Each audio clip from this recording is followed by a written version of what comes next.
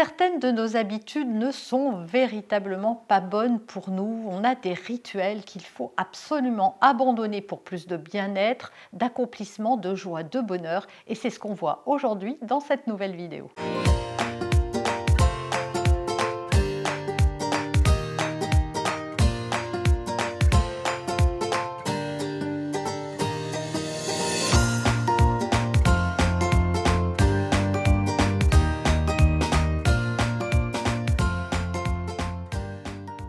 Bonjour, je suis Noémie de Saint-Cernin, votre coach en développement personnel et en parentalité. On va parler bien-être aujourd'hui dans cette vidéo et surtout rituels qu'il faut abandonner. Je vais vous en lister 7 si vous voulez une vie plus épanouissante et plus heureuse. Alors voyons tout de suite le premier de ces rituels. Beaucoup de personnes, et je l'ai fait dans ma vie, ne prennent pas de temps le matin. Et c'est fondamental. Franchement, essayez pendant une semaine de vous lever plus tôt ou de vous coucher plus tôt parce que souvent, l'objection qu'on a, et c'était mon cas, c'est j'ai pas le temps en fait. J'ai pas le temps, mes enfants se lèvent très tôt, quand elles étaient petites, c'était vrai. Mais aussi, parfois, je traînais un peu trop aussi le soir devant la télé. Après avoir fini ma journée, avoir couché les enfants, c'est vrai que c'est hypnotique la télé. On se pose dessus et puis voilà. Et puis maintenant, il y a même en plus les réseaux sociaux. Voilà, oubliez votre téléphone, imposez-vous un horaire de coucher qui soit raisonnable, mettez un réveil pour vous lever un quart d'heure, 20 minutes avant et prenez ce temps pour vous. Moi, je l'ai fait à un moment, j'ai senti que ça devenait vital dans ma vie. Mes filles étaient petites, j'en avais une qui se levait à 6h30, et je me levais à 6h pour faire mon rituel, pour être tranquille avec moi-même, pour prendre du temps pour moi. Et je vous assure que ça fait toute la différence parce que comme on se lève et la manière dont on commence sa journée va articuler un petit peu et va donner le ton de tout le reste de votre journée. Alors, ce n'est pas parce que vous aurez pris ce rituel que votre journée va être une journée de licorne, ne c'est pas ce que je dis. Mais ça sera quand même mieux que quand vous vous levez, il faut s'habiller en vitesse, manger en vitesse, avaler son café debout, enchaîner sa journée sans même avoir pris un temps pour soi. Honnêtement, trouvez ça, essayez et vous allez voir que vous ne pourrez plus vous en passer. Alors c'est sûr que ce temps-là, vous pouvez l'exploiter à faire ce qu'il y a sur votre to-do. Mais votre to-do ne dégrossira pas plus. À la fin de la journée, vous trouverez encore que vous n'avez pas fait encore assez de choses. Donc franchement, ça vaut la peine et surtout, ça va vous apporter beaucoup de bien-être. Véritablement, surtout si vous exploitez ce temps à faire des choses qui vous font vraiment plaisir, vraiment du bien. Si vous voulez connaître mon rituel, vous allez retrouver sur cette chaîne. Il vous suffit d'actionner rituel morning routine ou routine matinale, je ne sais plus comment je l'ai appelé, et vous en saurez plus sur ce rituel. Mais c'est à vous de mettre pendant cette demi-heure, en plus de votre toilette, bien sûr, ce que vous avez envie d'y trouver et qui vous fait du bien, bien sûr. Deuxième rituel à abandonner, c'est faire n'importe quoi avec son sommeil, avec son alimentation, avec tout ça. Voilà, c'est manger n'importe quoi, c'est boire n'importe quoi, c'est se coucher à n'importe quelle heure. Voilà, souvent, on se plaint de ne pas avoir le temps, mais aussi on passe beaucoup de temps à faire des choses inutiles. On se plaint de ne pas se sentir énergique et bien dans ses baskets et d'avoir la force d'entamer des projets. Mais qu'est-ce qu'on met dans notre machine? Parce que si vous mettez n'importe quoi dans votre voiture, elle n'avance pas. Eh bien, le corps humain a besoin d'énergie et de bonnes énergies pour tenir toute la journée et pour être efficace, voilà, et suivre ses projets. Donc, abandonner, voilà, je ne dis pas qu'il faut manger ultra équilibré tout le temps, je ne suis pas pour ça, je ne suis pas pour éliminer tout, je suis pour un équilibre, et l'équilibre c'est 80-20, c'est pas 80 de nourriture saine, 80% du temps où je me couche avant minuit par exemple, ou avant 23h, ça dépend à quelle heure vous devez vous lever le matin bien évidemment et du temps de sommeil dont votre corps a besoin, et ça c'est propre à chacun, mais on sait qu'il vaut mieux se coucher de toute façon avant minuit. Ça c'est vraiment, ça devrait être la base et la règle. Alors je sais qu'il y a des gens qui se couchent plus tôt, mais aller au lit avec un livre par exemple à partir de 22h, moi je fais ça plusieurs fois par semaine, je monte me coucher. Alors bien sûr je ne dors pas parce qu'il est tôt, souvent je monte même à 21h, 21h30, mais je lis. Et éviter les écrans, même si je sais que les plus jeunes qui me regardent, c'est compliqué. Il y a vraiment, on a envie d'aller regarder, éviter au maximum. Voilà, censurez-vous un peu. Quand vous êtes parent, vous mettez de la censure à vos enfants pour tout. Eh bien, écoutez, appliquez ça à vous-même. Et vous verrez, vous vous sentirez mieux. C'est sûr que si vous mangez plus sainement, si vous buvez plus d'eau, si vous faites plus d'exercice, c'est sûr que ça va vous aider. Voilà, si vous prenez les transports, descendez une station avant. Essayez au maximum d'optimiser avec ce qui est déjà là pour ne pas avoir à trouver du temps en plus pour faire. Une autre habitude qu'il faut plutôt avoir que abandonner, mais on peut la prendre dans un sens ou dans l'autre, c'est qu'il y a certaines personnes, alors moi je vis à la campagne, voilà, je suis au contact de la nature constamment, mais je sais que énormément de gens ne voient pas un parc pendant toute la semaine, hein. C'est le cas quand on habite dans une ville et qu'on est citadin. Trouvez 15 minutes par jour pour aller au contact de la nature, ne serait-ce que dans un parc, ça va vous régénérer. Nous faisons partie de la nature. En tant qu'être humain, on a besoin, elle est très ressourçante et on a besoin de ça. Et ce n'est pas juste quelque chose que je tire de mon chapeau magique. Des études très sérieuses ont été faites qui montrent l'état, enfin la différence entre l'état de bien-être ou de stress que l'on ressent que quand on va dans la nature ou pas. C'est comme si la nature était quelque chose qui absorbait les mauvaises énergies. Allez marcher 15 minutes tous les jours dans la nature et vous allez voir. Si vous avez un parc, et je pense qu'il y a des parcs un peu partout, même dans les villes, pas loin de votre bureau, c'est l'occasion peut-être d'y aller à pied, de marcher ce quart d'heure et de revenir.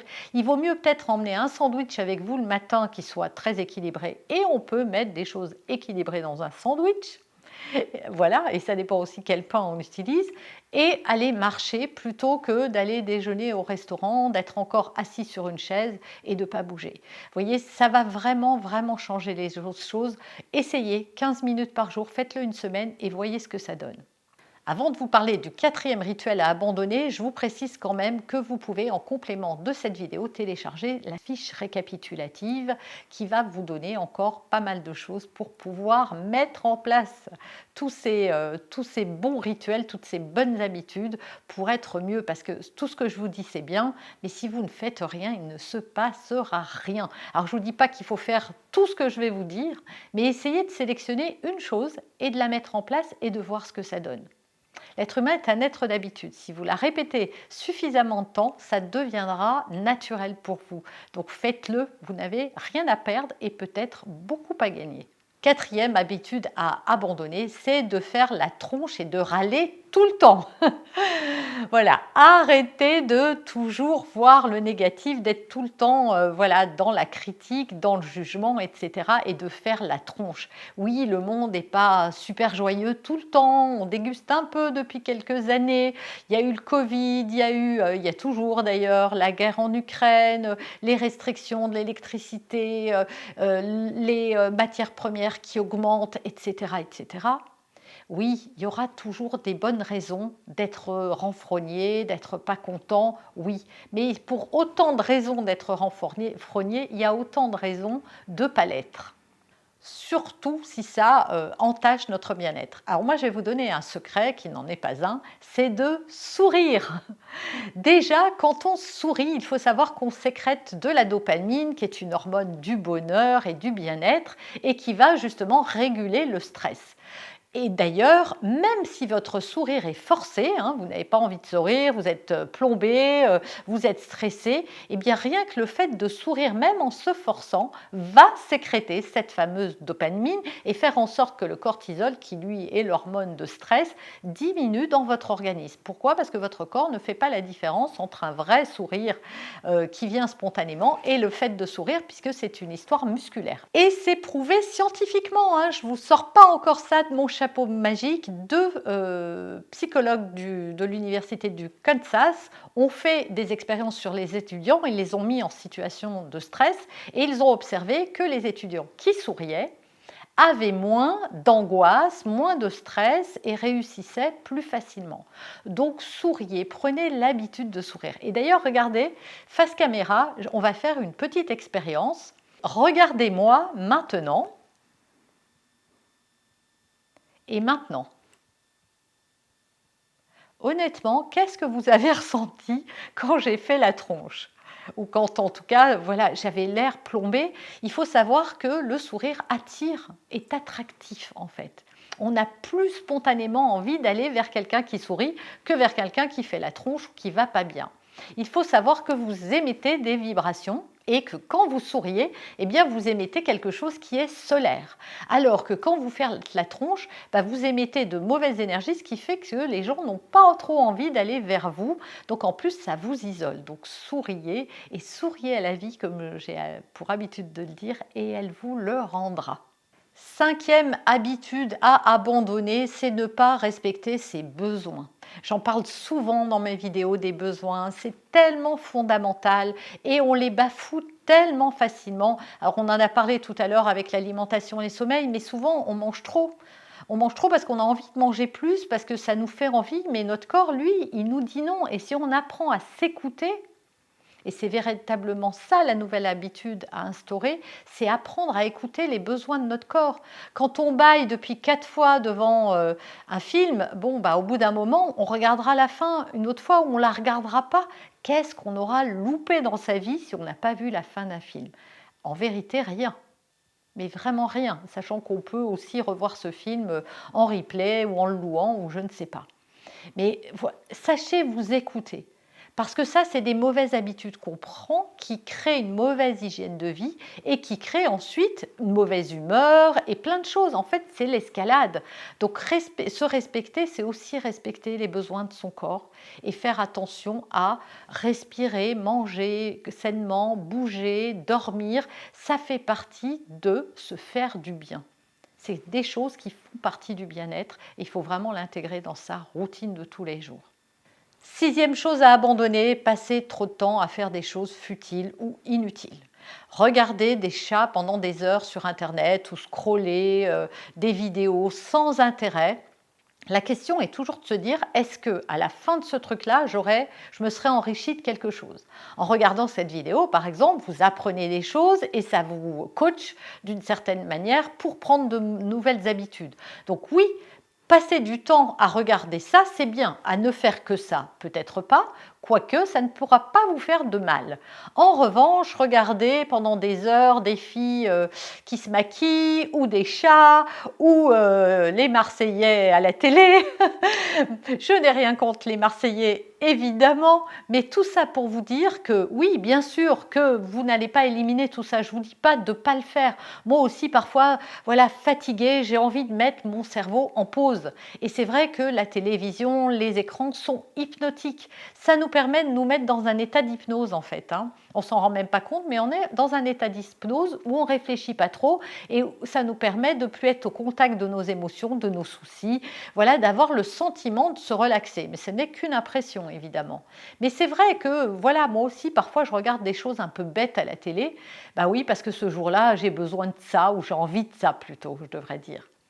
C'est normal, mais 10% de mon temps, pas 80% ni 50%. Il faut savoir doser et remplacer donc ces mauvaises habitudes par des choses plus enrichissantes, par des choses qui vont vous être qui vont vous être plus favorables, comme faire vos projets, comme atteindre vos objectifs, comme vous enrichir intellectuellement. Voilà, tout ça, c'est important. Et enfin, septième et dernière habitude à abandonner, c'est ne voir que le négatif. C'est sûr que le monde est plein de choses négatives qu'on va stocker, surtout parce que notre cerveau est fait pour stocker le négatif. Vous avez remarqué, vous avez passé une journée entière à faire des tas de choses, mais le truc, si on vous a fait une remarque négative au boulot ou quelqu'un d'autre, si vous avez échoué dans quelque chose, si vous n'avez pas eu la bonne attitude avec quelqu'un, eh bien vous stockez ce truc-là et vous l'emmenez avec vous toute votre soirée, parfois même toute votre nuit, parfois même pendant plusieurs semaines. Vous stockez le négatif et on fait tout ça parce que c'est la partie reptilienne de notre cerveau qui est entraînée à se souvenir des dangers, des mauvaises choses. Oui, ça, notre cerveau va nous entraîner naturellement vers ça. Mais nous, on a le pouvoir sur ce cerveau. On a le pouvoir de lui dire non mais t'es gentil, moi j'ai pas envie, c'est bon, je t'ai entendu, mais je préfère aussi voir une autre facette de ce qui s'est passé. En fait, pour chaque événement négatif, on peut trouver du positif. Oui, je sais que certains vont me dire bah non, je vois pas ce qu'il y a de positif à avoir perdu son boulot. Bah, c'est peut-être l'occasion de faire quelque chose qu'on aime vraiment, ou de plus voir ce chef qu'on détestait ou qui nous détestait ou nous menait la vie dure. En fait, il y a toujours quelque chose de positif à tirer d'une situation. Alors, je ne parle pas de grand drame, hein, mais à tirer d'une situation. Toujours. On peut voir, en fait, c'est le fameux verre à moitié plein ou à moitié vide. On peut se dire, bon, ben voilà, j'en ai marre, on est enfermé chez nous parce qu'il y a le Covid. Oui, mais peut-être que je peux prendre du temps pour faire des tas de choses que j'ai jamais fait avant. Il y a plein de gens qui reconnaissent aujourd'hui que cette partie de notre vie leur a permis de revoir les choses. On sait qu'il y a plein de gens qui ont remis leur vie en question, leur façon de vivre en question, leur boulot parfois, leurs relations, et qui sont repartis sur autre chose. Donc ça a eu du positif. Mais ça dépend ce que moi je fais de ce qui m'arrive et pas du tout de ce qui arrive. Parce que la vie, c'est imprévisible. Il y aura toujours des choses qui vont être contrariantes, qui vont nous toucher affectivement. Et ça ne veut pas dire qu'on n'a pas le droit d'être affecté, en colère, triste. Oui, tout ça, on peut l'exprimer et vous avez des tas de vidéos sur le sujet. Mais une fois que c'est dit, une fois que c'est fait, il faut rebondir en regardant ce qui va mieux. Et ça peut paraître comme ça facile. Non, ça ne l'est pas. Et ça ne l'est ni pour moi ni pour personne. Quand ça ne se passe pas comme je voudrais, eh bien oui, moi aussi, j'ai pas envie de renoncer à ce que j'aurais voulu. Sauf qu'au bout d'un moment, quand j'ai fait le tour de mon émotion et que je l'ai laissé s'extraire, mais je me rends compte qu'en fait, de continuer à me cristalliser sur cette pensée-là, ça ne va rien changer en positif dans ma vie. Donc oui, les choses ne vont pas se transformer comme par magie. En revanche, mon état d'esprit, lui, peut switcher d'un état à un autre en une seconde. Si je commence à voir le côté positif des choses et des choses négatives, déjà, parce que des gens, ils voient le négatif même quand il n'y a rien de négatif qui leur arrive. Je ne sais pas, vous commencez à critiquer quelqu'un, à vous dire ça, oh là là, celle-ci, elle n'est pas sympa, etc. Oui, mais c'est vrai qu'elle est exigeante et que grâce à cette exigence, bah, je peux lui faire confiance. Oui, mon client, il m'a envoyé bouler parce que le travail était mal fait. Oui, mais il m'aide à dépasser, à évoluer positivement, à être plus exigeant, à être plus axé sur la qualité, à rendre un travail plus qualitatif. Voilà, on peut toujours chercher ce qu'il y a de positif dans une situation ou comment moi, quand on ne trouve pas de positif, comment moi, je peux me servir de cette situation pour que ça ait un impact positif dans ma vie.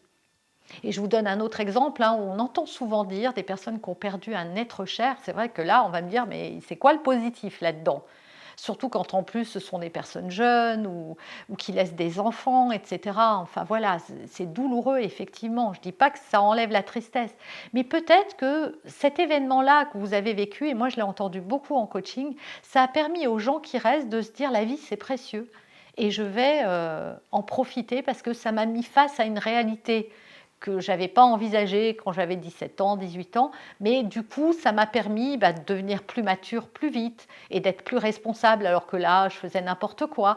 Ça m'a permis d'avoir cette conscience de la préciosité de la vie. Ça m'a permis de me dire, d'avoir cet état d'esprit aujourd'hui, de me dire, quoi qu'il arrive, c'est plus important que je sois heureux dans ma vie, que j'ai du confort matériel, par exemple, vous voyez ? C'est vraiment ça qui compte, c'est ce que je vais faire avec ce qui arrive et non pas ce qui arrive. Voilà, j'espère que cette vidéo, qui était un peu longue, mais j'aurais même pu en rajouter encore plein d'items, mais je ferai d'autres vidéos pour ça, vous aura plu, vous aura fait voir les choses sous un nouveau prisme. Si vous voulez aller encore plus loin, donc télécharger le petit livret récapitulatif, vous pouvez aussi vous abonner si vous aimez mon travail, cliquez la cloche et puis likez, commentez et partagez. Et moi, je vous retrouve très vite dans une prochaine vidéo.